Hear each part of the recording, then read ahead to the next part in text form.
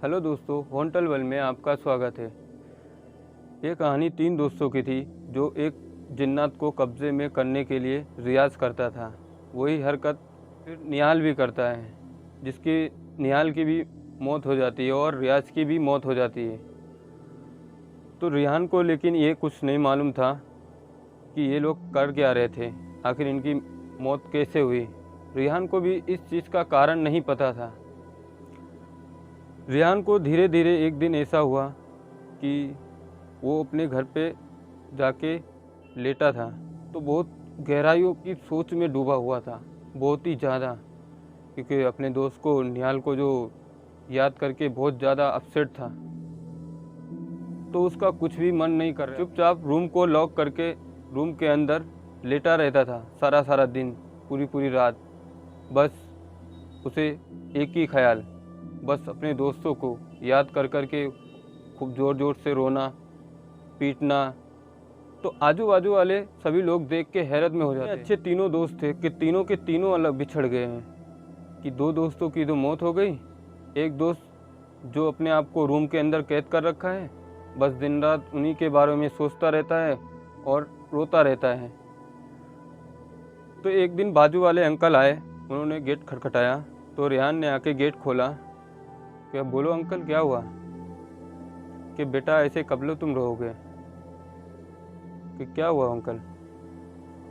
कि मैं तुमको 3 दिन से देख रहा हूँ कि तुमने रूम में लॉक कर रखा है, खुद अंदर ही रो रहे हो, और ना ही तो किसी से तुम बात कर रहे, ना ही तो तुम किसी से बात कर रहे हो, ना ही किसी से बोल रहे हो, ना ही चाल रहे हो।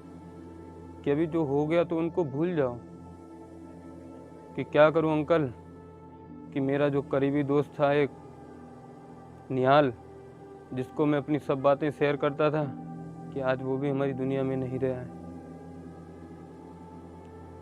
कि बेटा सभी लोग एक दूसरे के करीबी होते हैं, कि अभी जैसे कि अभी तुम मेरे करीब में हो, बाजू में रह रहे हो, जितना तुम्हें अफसोस है उतना हमें भी अफसोस है।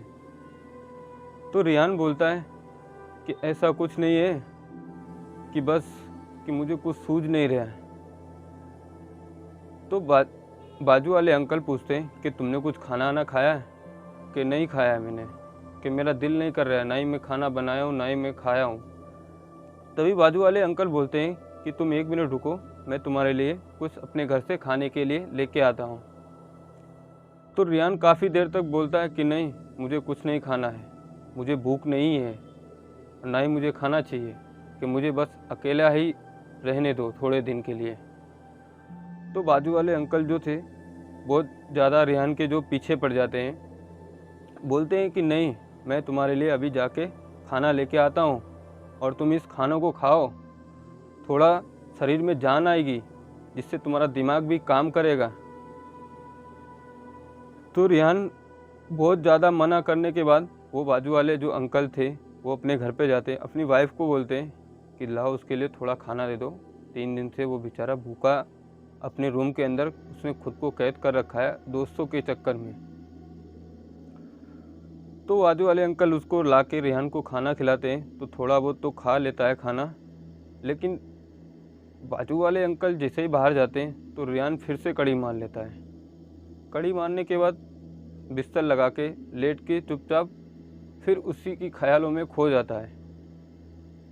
तभी वो सोचता है रेहान कि हाँ, कि मेरा दोस्त बोलता था कि जब अपना एकदम जो करीबी अपने से दूर होता है तब उस चीज़ का कैसे एहसास होता है, अभी वो मुझे मालूम पड़ा। कि जैसे कि रियाज निहाल से दूर हुआ तो निहाल को उस चीज़ का एहसास हो रहा था, अभी जैसे कि मेरे साथ मेरा दोस्त निहाल मेरे से दूर हुआ, वो मुझे अभी महसूस हो रहा है कि हाँ, मैंने कुछ खोया है अपनी दुनिया में। तो निहाल यही सब बातें सोच सोच के बहुत ज़्यादा परेशान हो जाता है। तो सोचते सोचते वो एकदम गहरी नींद में सो जाता है। तो करीबन उसकी रेहान की आंख 12 बजे खुलती है। तो रेहान जो था पहले से बहुत ज़्यादा डरपोक था, डर बहुत ज़्यादा उसे लगता था। तो रेहान को ये लगता था कि आज भी हम रूम के अंदर 3 दोस्त साथ में रहते हैं। तो रेहान उठा, देखा टाइम, घड़ी में 12 बज रहा है। तो निहाल को बोला, निहाल कि मुझे पेशाब आई है। तो निहाल ने बोला कि जाना यार, करके आना अभी तू, मुझे क्यों जगा रहा है, मेरी नींद मत ख़राब करना, मैं सो रहा हूँ, मुझे सोने दे। तो रेहान बहुत ज़्यादा अपसेट हो जाता है, बोलता है यार चलना, मुझे तुझे खूब मालूम है ना यार कि मुझे अंधेरे से बहुत ज़्यादा डर लगता है। तो निहाल बोलता है कि नहीं, मुझे नहीं जाना है। तो निहाल गुस्से में रेहान निहाल का हाथ पकड़ लेता है गुस्से में और उसे उठा के खींच के चला जाता है बाथरूम की तरफ। तो जो बाथरूम जो था रूम के पीछे ही की साइड में था। तो रेहान जाता है वहाँ पे निहाल का हाथ पकड़ के, तो जाके पेशाब करता है। पेशाब करने के बाद थोड़ी देर के बाद बाजू वाले अंकल भी आ जाते हैं। रेहान से पूछते कि रेहान, तुम किससे बातें कर रहे हो और क्या बोल रहे हो, कि तुम्हारे साथ में कौन है? कि मेरे साथ में मेरा दोस्त है। कि कौन है? कि निहाल है। कि यहाँ कोई निहाल नहीं है, कि तुम अकेले आए हो पेशाब करने के? कि नहीं, कि वो मुझे दिख रहा है। तो बोले बाजू वाले अंकल बोलते कि रेहान नहीं है यहाँ कोई भी। रेहान को ऐसा महसूस होता था कि हमारे साथ में दोनों हमारे दोस्त हम तीनों साथ में ही रहते हैं, लेकिन रेहान को ये अंदाज़ा नहीं था कि वो एक जिन्नात के साथ घूम रहा है। तो फिर रेहान पेशाब करके जो रूम के अंदर आता है, कड़ी मारता है, लेट के सो जाता है। जब ही रेहान की सुबह आँख खुलती है, सुबह उठ के देखता है तो बिस्तर पे कोई नहीं, लेकिन तकिया तीनों लगी है। रेहान बहुत सोच में पड़ जाता है कि यार मैं रात को अकेले सोया था, तकिया भी मेरे बाजू में कोई भी एक भी नहीं थी, लेकिन तकिया भी मेरे पास में तीनों हैं और लेटा मैं अकेले था। जब भी रेहान उठ के गेट खोलता है, खोल के बाजू वाले अंकल से पूछता है, अंकल कि क्या हुआ, कि रात को कोई मेरे रूम में आया था क्या? कोई भी तो नहीं आया था, कि तुम आपस में ही निहाल से बात कर रहे थे, मैंने तुमको ये भी बोला था कि निहाल नहीं है। तो रेहान बोलता है ठीक है अंकल, कोई बात नहीं, मैं भी जा रहा हूँ नहा धो के, थोड़ा बाहर कुछ खाने के लिए इंतज़ाम करके लाता हूँ। तो बाजू वाले अंकल बोलते हैं कि तुम क्यों बाहर जाओगे रेहान, मैं तुम्हें नाश्ता देता हूँ, नाश्ता कर लेना। कहीं नहीं अंकल, मैं खुद जाके लेके आऊँगा, क्योंकि आज मैं बहुत ज़्यादा खुश हूँ। कहने क्यों, ऐसा क्या हुआ? कि वो मैं तुम्हें आके बताऊँगा। तो रेहान जो नहा धो के मार्केट जाता है, नीचे उतरने के बाद तो फिर रेहान को भी वही इंसान, वही बाबा मिलता है।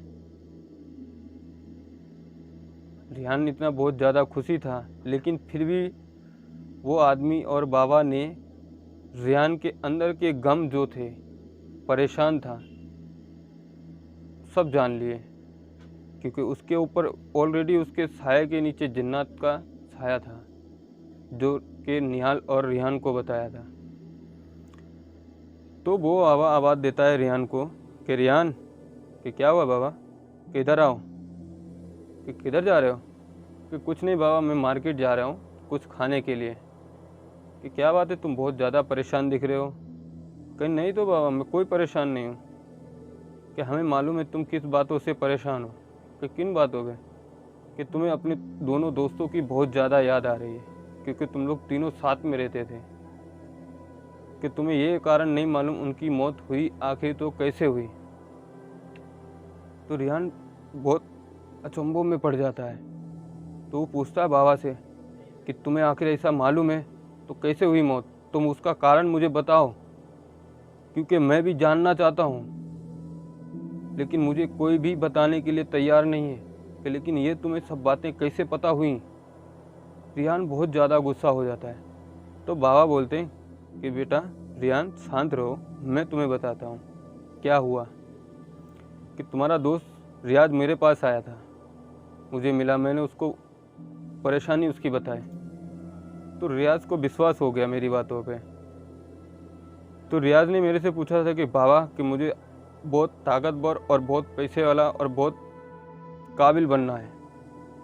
तो मैंने रियाज को भी यही तरकीब बताई थी कि तुम जिन्नात को कब्ज़े में कर लो और तुम सब कुछ पा सकते हो। जो तुम चाहोगे वो होएगा तुम्हारे साथ और तुम वही करोगे। तुम्हें यहाँ तक कि एक दूसरे की बातें भी ही पता चल जाएंगी।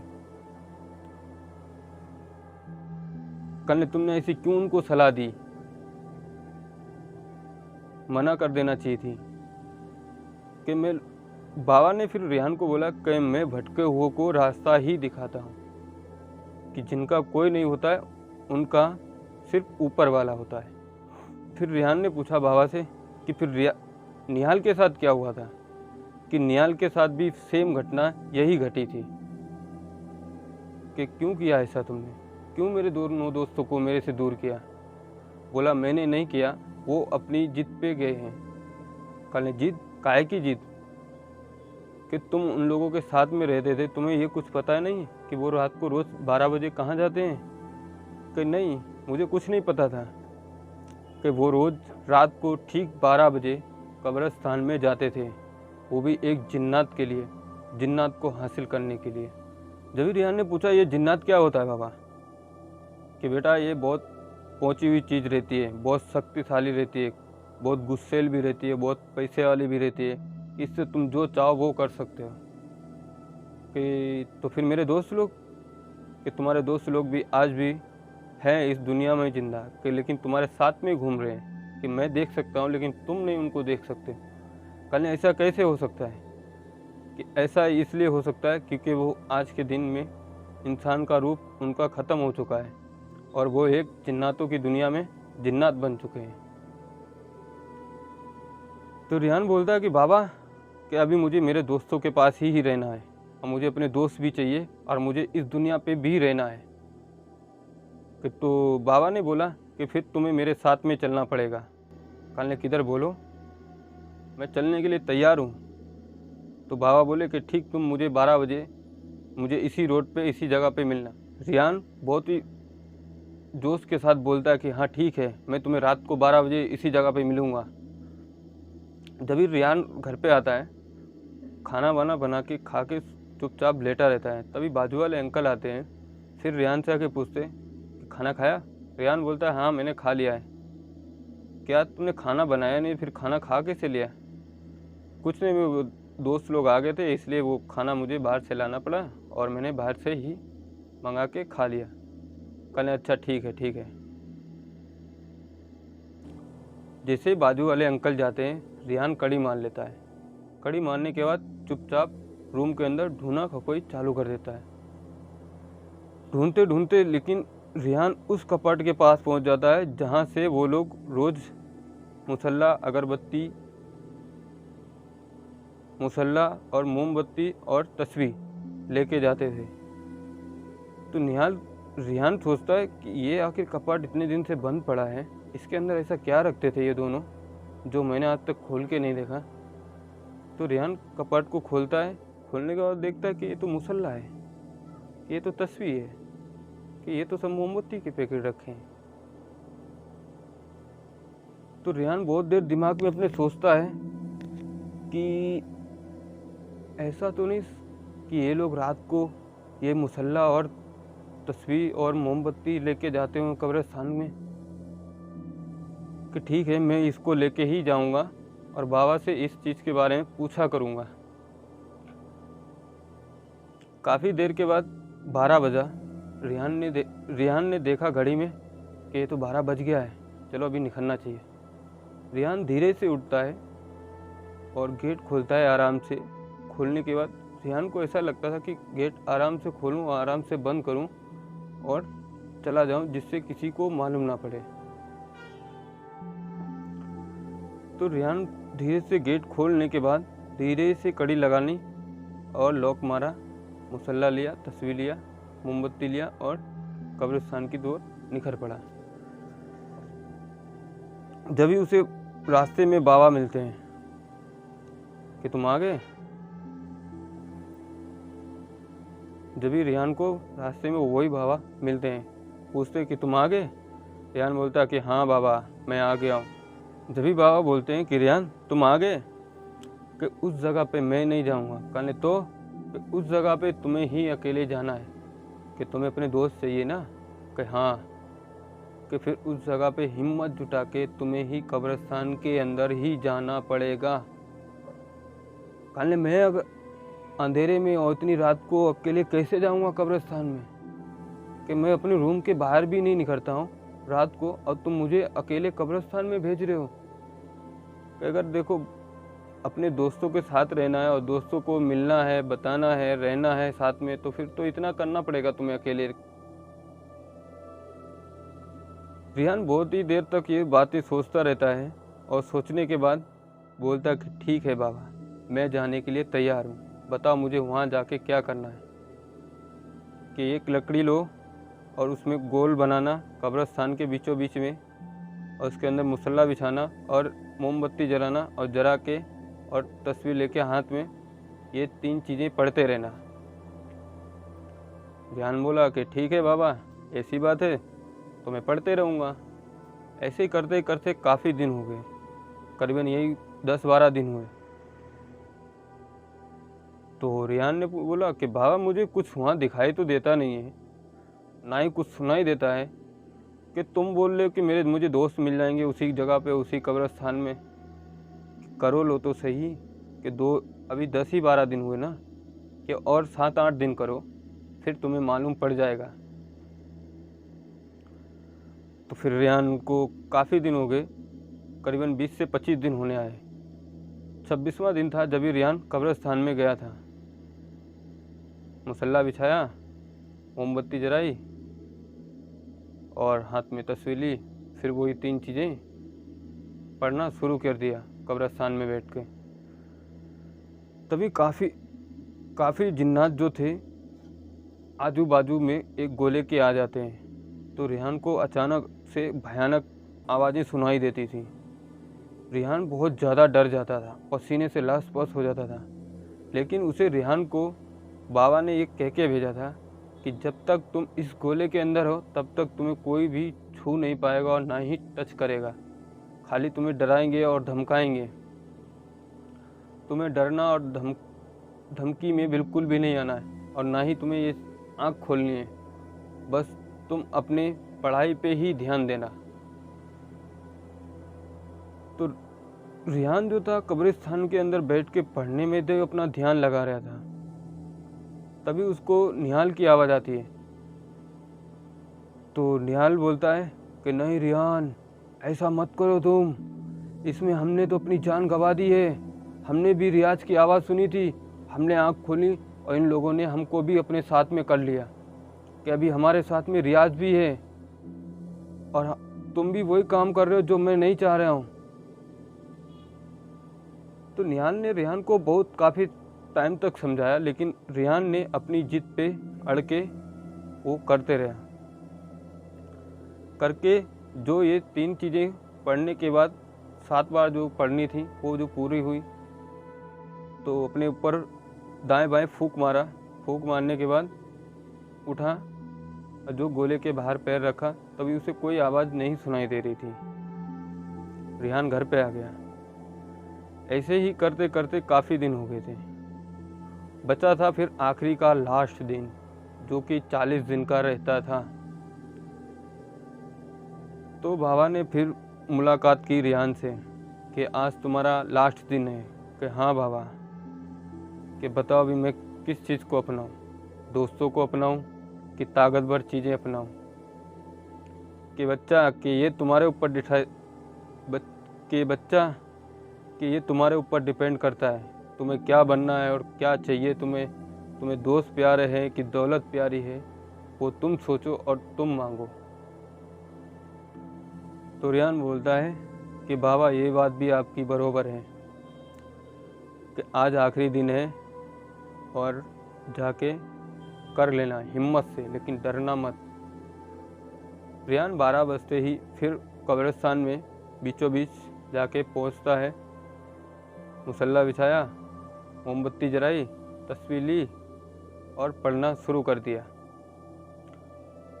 जब भी बाबा ने ये बात बताई थी रिहान को कि हाँ तुम्हें आखिरी वाले दिन आँख खोलकर ये सब काम करने पड़ेंगे, क्योंकि उनमें से तुम्हें हर एक इंसान तुम्हें दिखेगा और तुम्हें उन्हें अपने वो सभी लोग नाम बोलेंगे और उन नामों में से तुम्हें जिस नाम अच्छा लगे, जो पसंद है, तुम उन नामों को बुलाओगे, वो जो तुम्हारे ऊपर तुम्हारे लिए गुलाम बन जाएंगे।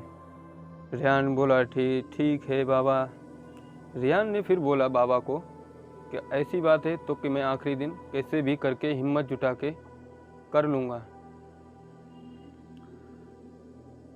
तो रेहान पढ़ रहा था कब्रिस्तान में बैठे बैठे, तो उसे अचानक से फिर ज़ोरों से एक हवा का झोंका आया। तभी रेहान समझ गया कि हाँ, अभी लगता है जिन्नातों का घेरा आने लगा है। तो रेहान ने फिर से एकदम नर्वस हो गया, बिल्कुल डर अपने अंदर दिलो दिमाग से बिल्कुल भी निखार दिया था।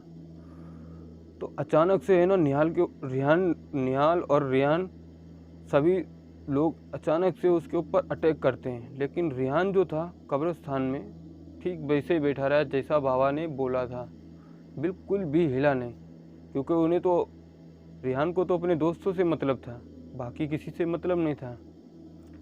लेकिन रेहान इन बातों में बहुत ज़्यादा कंफ्यूज हो जाता है कि सब चेहरे एक जैसे क्यों दिख रहे हैं, लेकिन मैं इनमें से अपने दोस्त को कैसे पहचानूंगा। तो 40 दिन की तपस्या होने के बाद में रेहान की कब्रिस्तान में बैठा और मोमबत्ती जला के हाथ में पकड़ के सबके नाम पूछने लगा कि तुम्हारा नाम क्या है। बोला मेरा नाम सलमान खान है। कि तुम्हारा नाम क्या है। कि मेरा नाम क्यों पूछ रहे हो तुम। कि ये जिन जो था बहुत ही ज़्यादा गुस्सेल था। कि नहीं बताऊंगा। कि बोलो नाम। कि अगर तुम मुझे नाम बताओगे, रेहान ने बोला कि तुम अगर मुझे नाम बताओगे तो मैं तुम्हें अपने साथ में ले लूँगा। कि मेरा नाम आकिब है। फिर रेहान दूसरे के पास गया कि तुम बोलो अपना नाम। कि नहीं, मैं अपना नाम इसलिए नहीं बताऊंगा क्योंकि मुझे तुम्हारे साथ जाना नहीं है। तो रेहान भी बोलता है कि नहीं, तुम नाम बताओगे तो भी मैं तुम्हें नहीं लूँगा। लेकिन रेहान को ये बात पता ही नहीं थी क्योंकि ये मेरा दोस्त है। तो उसने बोला कि मेरा नाम रियाज है। कि ठीक है, तुम मेरे साथ आओ, साइड में हो जाओ। फिर रेहान ने दूसरे से पूछा कि तुम कौन हो, नाम बोलो, पहचान बताओ। तो बोला कि नहीं, मुझे ये नहीं चाहिए। तो रेहान फिर दूसरे के पास गया कि तुम बोलो कि दोस्त, मैं तेरा दोस्त हूँ निहाल। बोला कि ठीक है, तुम भी साइड में आ जाओ। तो रेहान को दोनों ही दोस्त मिल गए, रियाज और निहाल। तो रेहान ने बोला कि अगर मुझे तुमको बुलाना हो या मिलना हो तो मैं तुम्हें कैसे बुलाऊं और कैसे देख सकूंगा। कि मैं तुम्हें अपनी एक चीज़ पर्सनल दूंगा जो कि वो तुम्हें अपने हाथ में रखनी है, और जब भी तुम मुझे मिलना चाहोगे या देखना चाहोगे या 2400 घंटा साथ में रखना चाहोगे तो फिर एक बार उसको थोड़ा सा घस देना, तो मैं तुम्हारे साथ ही रहूँगा और हर तरीके की मैं तुम्हारी सहायता भी करूँगा और हेल्प भी करूँगा। कि तो फिर दो मुझे। निहाल, क्या है वो चीज़। तो रियाज और निहाल ने वो एक एक अंगूठी जो थी वो दे दी, क्योंकि जो सच्चे मोती, एक मोती था जिससे घुमाने से जिन सामने आ जाते थे। तो रेहान ने वो दोनों अंगूठी को हाथ में पहन लिया। जाके साथ में तीनों दोस्त एक ही रूम में लेट के सो गए। सुबह उठा तो रेहान ने उधर उधर देखा कि मेरे दोस्त तो हैं नहीं। तो फिर रेहान ने सोचा कि क्यों ना इस अंगूठी को एक बार करके देखता हूँ, दोनों अंगूठियों को देखते मेरे दोस्त आते हैं सामने कि नहीं भी आते हैं, कि वहम है मेरा। तो रेहान जो उठा, मोती को 2 बार ऐसे ऐसे किया दोनों अंगूठियों को, तो देखता क्या रियाज और निहाल उसके सामने होते हैं। तो वो दोनों सामने आ जाते हैं। तो पूछते हैं क्या हुआ मेरे भाई रेहान, बोलो क्यों तुमने मुझे बुलाया। कि नहीं, आज से तुम मेरे ही साथ रहोगे। कि ठीक है, मैं तुम्हारे साथ रहूँगा। तो दोस्तों, ये कहानी आपको मेरी कैसी लगी हमें कमेंट करके बताएं और अपने दोस्तों के साथ शेयर करें और हमारे चैनल को सब्सक्राइब करें और बेल आइकन को ऑन करें। तब तक के लिए नमस्कार, टेक केयर।